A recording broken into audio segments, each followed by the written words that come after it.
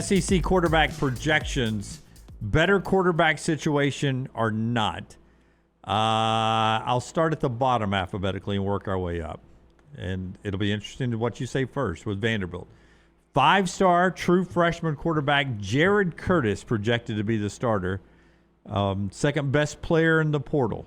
Not even close. Or not in the portal, in recruiting. Yeah. This is going to be a big drop-off. And this kid might end up being a stud. It might end up being the best in Vanderbilt history. But the fact is we just saw the best in Vanderbilt history. Yeah, that's going to be a drop-off. And this kid eventually could be better than Pavia, but it is going to initially be a drop-off. It's got to be. At Texas A&M, Marcel Reed is back. Can Marcel Reed be better than he was last year? I don't know. I mean, obviously, Elko is gambling that he can because they fought to keep him. Yeah, I mean, look, he threw for over 3,000 yards, which it just seemed like he got much better as a passer. Your problem was, Lance, when he was bad, he was really bad. It was a mini version of Jalen Milroe. Like, there were times at Alabama, Jalen Milroe looked like the overall number one pick, but when it was bad, it was really bad. Casey Concepcion is gone, so loses a little bit on the edge there. I still think he might be able to be better, though. Yeah, I would want to go push. You won't allow us to go push, so I'll go slightly better. Arch Manning is back, and the projected starter at Texas. His foot surgery went well. Preventative foot surgery should be good to go, no problem. Well, man, ended up completing over 61% of his passes, over 3,100 passing yards. And more importantly, only 7 interceptions on the season, and you can see what he can do with his legs. He got better and better and better. And by the end of the season, I thought he was playing like a top 3 quarterback in the SEC. So I think the situation is going to be much better. I think improved. And you get Cam Coleman. Next one in line of interest of change. Tennessee didn't go get a big name in the portal. George McIntyre, redshirt freshman, is expected to be the starter. Better than Joey Aguilar or not? But just real quick on that, there is still a chance Aguilar gets a favorable ruling and could play. Am I right about that? He is fighting for it, but he's trying to get an additional year. Okay, so then you, I guess, would have a quarterback battle in that situation. I think it is going to be a slight step backwards. Yeah, I think it's going to be backwards, too, just because Aguilar had so much experience. Yeah. I mean, Franklin, Tennessee native this kid is. Yeah, I mean, this kid might be really good. And I think statistically he's going to put numbers up. I think anybody would in Heupel's offense, but you just don't have the experience you have with Aguilar. 4-8 last year, but Lenore Sellers is back without Mike Shula for most of the season now. That helps. But they were 4-8 last year. So do they have the pieces around him for him to be better? It can't be worse. I mean, the guy only completed 13 touchdowns, 8 interceptions last year. I mean, it was a bad year for Sellers. Yeah, he's got and I cannot say his name right now, the track star receiver back. They kept him. Nick Harbor? Nick Harbor, yeah. They kept him in the portal, if I'm not mistaken. So I'm with Lance. It's got to improve. Got to be better. Yeah. Ole Miss, Trinidad Chambliss is expected to be the starter. If not, it'll be Deuce Knight battling Walker Howard, 2 former 5-star recruits. But Trinidad back. Either way, I'm going to go step backwards. I think it will be difficult. I think Trinidad Chambliss will still be really good, but it will be difficult to match what he did this year. Well, look, and you do lose Lane Kiffin, and for whatever that's worth, I mean, obviously and Lane. Charlie Weiss. And Charlie Weiss, these guys work with the quarterbacks, and going from Austin Simmons to the breakout that Trinidad was, I mean, look, if Trinidad's able to come back, I think he's going to be better, but I don't know where that ruling is. If he doesn't, it's a major drop-off. I think Deuce Knight, big drop-off. But I even think if Chambliss comes back, it will be difficult for him to replicate what he did last year. Still really good, but I think I agree. I mean, you look, he was the top-rated passer in the SEC, almost 4,000 passing yards. I mean, he was spectacular. Lights out last year. John Mateer back at Oklahoma, obviously the projected starter. Do you like Mateer? Is he better than he was last year? I don't like Mateer. I thought he would be so much better than he was. So I'm going to hold out and say I think he'll be better this year, but how much better, I don't know. You know, the smart guys tell me he doesn't read the field well. That's the knock on him, that he just doesn't read the field well. Do we still believe he wasn't 100% after the Auburn game? Because was that the game where he hurt the thumb? Yeah. I mean, at some point, I think he got back close, right, and was still throwing interceptions. I mean, he was. They Yeah. still did go to the postseason. I know that was based on defense. I just don't know. Like, if you don't read the field well, we're in year 4 of him as a college football quarterback now. I mean, are you going to learn that? I don't. It's not a rhetorical question. It's a question I don't know the answer to. Yeah, I don't like their play calling with Arbuckle, who came with him. It was a package deal. And they kept him. Missouri, Austin Simmons, the projected starter there in Missouri. I think you've got an upgrade. Yeah, I do too. Over Bo Pribia? Yeah, Yeah. I was going to go step up there. Yeah. Look, I liked Austin Simmons at LSU. I mean, I guess the knock on him was he turned it over a little too much. Was that the knock on him? Well, he got injured, and Trinidad just did such a good job. Yeah, but before that, I mean, I think that was when people criticized Austin Simmons, he turned it over a little too Yeah, much. I mean, he did on the season 4 touchdowns, 5 picks. Yeah. Camario Taylor is projected to be the starter at Mississippi State. For Jeff Lebby, he signed him in 2025. By the end of the year, he was the guy that they were rolling out there. I thought he looked better than Chapin a lot of times. So I think Camario is actually going to be better. My preseason quarterback of the year in the SEC, Garrett Nussmeier, no longer at LSU. Sam Levitt, better than Garrett Nussmeier. Yeah. But, you That's know, a low bar, though. Yeah, we go back to this point last year. I think we all would have said, man, Nussmeier's going to be really good this year. Oh, yeah. I mean, be like really, you really thought he good. was going to win the Heisman, and I'm not going to destroy you for that because I thought he was going to be excellent. But I do think with the injuries from Sam Levitt last year, I think Sam Levitt pairing up with Lane Kiffin, I think Sam Levitt's going to be really good. Some people may have missed this in the portal, but Kenny Minchie, one-time Notre Dame quarterback, is projected to be the starter at Kentucky with Will Stein. It can't help but improve. It's got to be better. It's the law of averages. Cutter Boley wasn't awful last year, but I think with Will Stein coming in, the offense is going to be a lot better. So it's got to be better. No Zachariah Branch, no Oscar Delp. They're off to the NFL, but Gunnar Stockton is back at Georgia. And this may be the recipe for Georgia getting back to the playoffs. I mean, look, Gunnar Stockton is this going to be like the same kind of trajectory that we had with Stetson Bennett?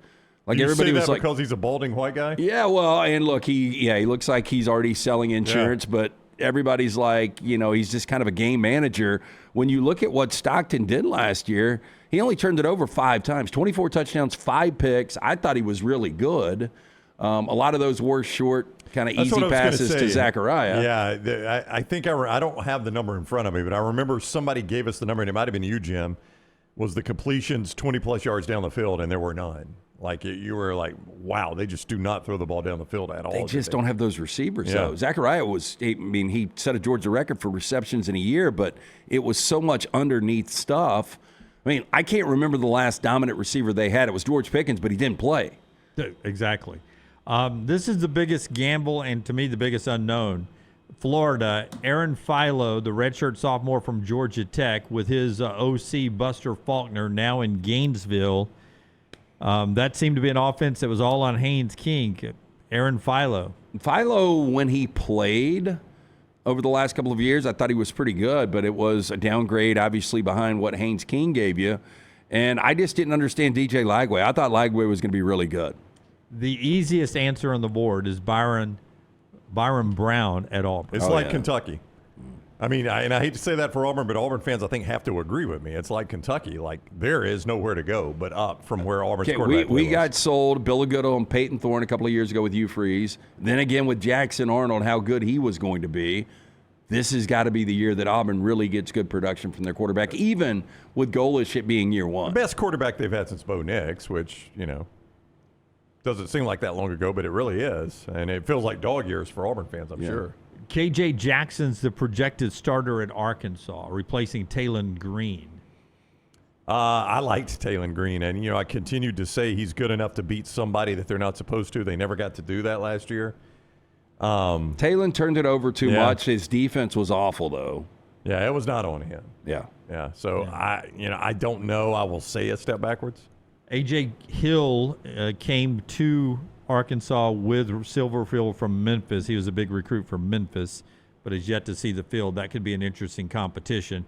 And then that gets you to Alabama, and Keelon Russell is the projected starter over Austin Mack by the folks at ESPN. Ty Simpson gone, Keelon Russell Why is it just too much Alabama in me that maybe the quarterback play could be a little bit better? My gosh, if it's better, you've got one of the top 2 or 3 quarterbacks in the league. I mean, that's what Ty Simpson was last year. Statistically, Ty Simpson threw for over 3,500 yards, completed 65% of his passes, 28 touchdowns, only 5 interceptions. I mean, if it gets better than that, I mean, you've got one of the best quarterback situations in college football. I mean, again, Ty is going to be a first-round guy this year. Yeah, I mean, I think Keelon Russell will put up good numbers. I don't know that they're better than that. I mean, to Lance's point, how much yards? How close was he? I mean, he was only had the second most passing yards in the SEC. Yeah, 370 yards behind Trinidad Chambliss. Now Chambliss didn't even play from the jump, so Chambliss, those numbers are a little. But the Alabama in you, would you mind it being more around 3,000 passing yards, and Alabama runs the football much more effectively? Yeah, I don't know if it'll ever be that again, but yeah, that would make it more comfortable to watch. I should note that Austin Mack did beat out Keelon Russell last year, and so we're projecting, or ESPN's projecting Russell to win the battle this year, though Mack is yet to lose a battle to him. Yeah, I mean, Mack came back for a reason. Yeah. So Ty Simpson rushed it 90 times for 93 yards. That is and the reason I bring this up is not saying I think Russell's more mobile. I think Simpson was underrated mobile. Simpson took a ton of sacks. So, which is negative yards in college football. It's kind of a dumb rule in college football, but it is what it is. Well, there were only 3 quarterbacks in the SEC that took more sacks. Yeah. Lenore Sellers, Blake Shapen, and Jackson Arnold. So if Keelon Russell can be better than 90 carries, 93 yards, which I think he can, there is one area, total yards is where you might get a slight improvement. I don't know that you're going to get an improvement in passing yards. Yeah. Interesting from ESPN. They've got projected starters for all of the Power 4 teams and Notre Dame, if you want to go check that out at ESPN.com. One more thing to get to in this segment before we get Bucky McMillan coming up in the next segment. Show brought to you today by our friends at Hemp Hill. Tell us about Hemp Hill. Trust the name. Birmingham has trusted since 1954 for all of your plumbing, heating, cooling. Any of these issues arise in your home or business, they are ready to serve you. Call Adam, Chad, Andrew, the guys. They're hard to stop a train. For more information, hemphillservices.com. I don't know why this doesn't excite me, but they've moved the Florida State game to Black Friday. So we've already got the Egg Bowl there, right? Ole Miss, Mississippi State. Florida State, which comes in a ABC ESPN package with the ACC. It doesn't excite you because those programs haven't been good. Yeah, that's the reason. Yeah. I can't remember the last time I've watched that game, honestly. And then there was a little quirk that nobody paid attention to in the fine print that everyone was talking about yesterday. But the group of 6 now, with the Pac-12 back, their birth into the college football playoffs, a new version of it, it doesn't have to be their conference champion. So I'll use, for instance, if Boise State's unbeaten, if they've beaten Oregon in their out-of-conference game and they're unbeaten playing in the new Pac-12 championship game and they lose that game and they're not Pac-12 champion, they can still be in there. So it's the highest rated? It's the highest ranked group of 6 team. Does not have to be conference champion. I mean, best way to do it. It is the best way to do it. Now, can you imagine the steam that is going to be lost on a Boise team that would be coming into the college football playoff after losing their conference championship game? But you could see them 12-0, Boise State, having upset Oregon early in the year. Not that I'm betting on that happening. I'm just saying in this scenario. And then they drop a conference championship game, we'll say, to Jamarcus Shepard, Oregon State, or Washington State in that league. And now they're dropped from number 9 to 17 in the rankings. But this is the way to do it because Tulane, help me remember, who did they beat in their conference championship? Was it Memphis? I can't remember. Doesn't matter.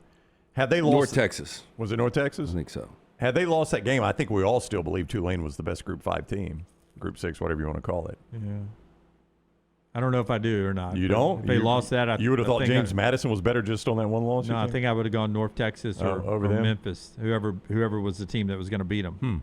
Yeah, how about we figure out if we really think they're good enough to be in a college football playoff, and if they're not, I agree with you on that. I don't care if they're conference champion or not.